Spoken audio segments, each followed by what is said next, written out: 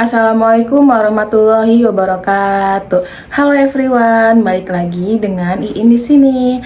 Hari ini saya akan menjelaskan materi pertemuan minggu kemarin, materi public speaking, yaitu tentang urgensi, gaya, dan persiapan pada public speaking. Jadi simak terus video ini sampai habis ya. Materi yang pertama akan saya jelaskan terlebih dahulu tentang urgensi pada public speaking.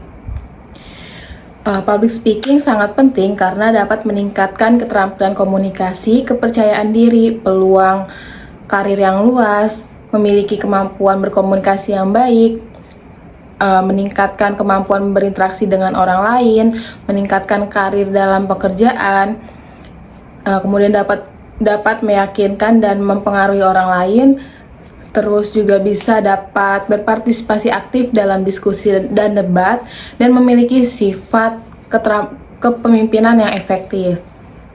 Kemudian materi selanjutnya yaitu gaya dalam public speaking.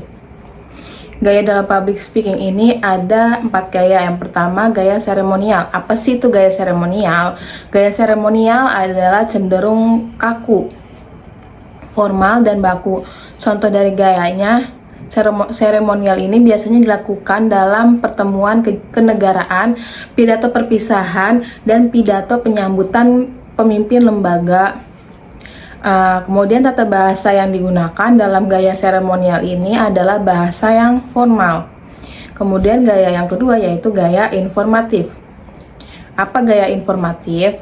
Gaya informatif ini pembicara publik profesional yang berbicara dengan gaya informatif bertujuan untuk memberikan informasi kepada audiens. Pendengar informasi yang disampaikan ini sesuai dengan kebijakan instansi yang diwakilinya, agar informasi tidak bias dan akurat.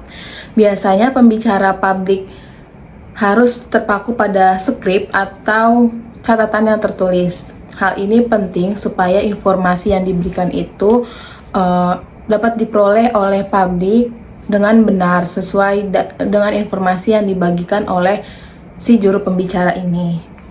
Yang ketiga, gaya persuasif.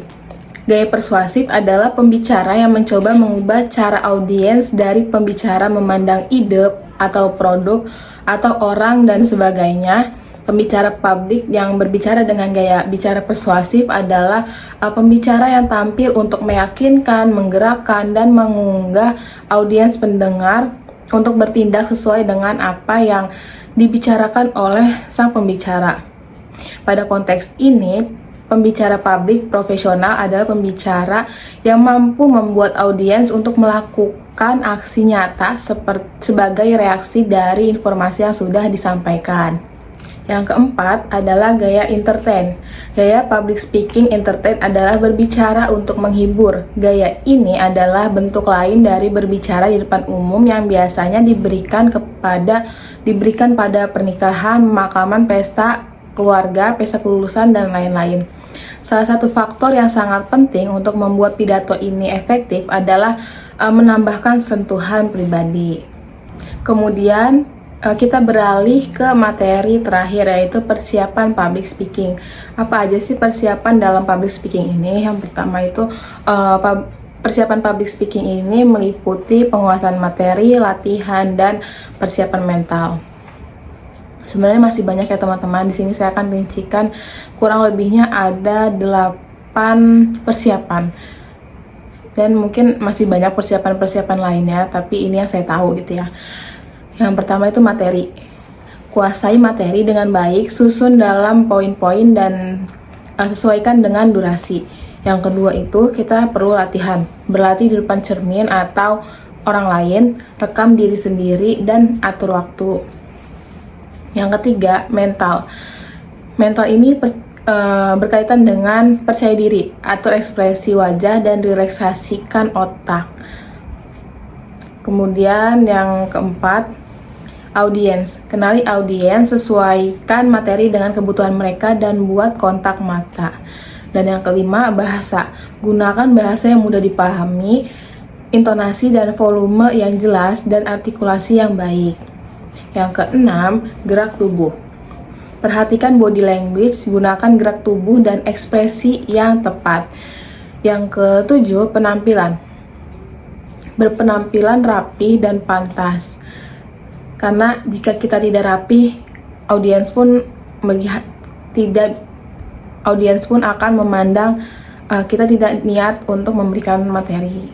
Yang kedelapan yaitu materi tambahan. Materi tambahan. Siapkan humor dan pertanyaan retoris, bangun narasi dan gunakan alat bantu visual. Mungkin itu saja materi yang bisa saya jelaskan atau resume untuk pertemuan minggu lalu. Kurang lebihnya mohon maaf. Wassalamualaikum warahmatullahi wabarakatuh. Bye bye, see you next video.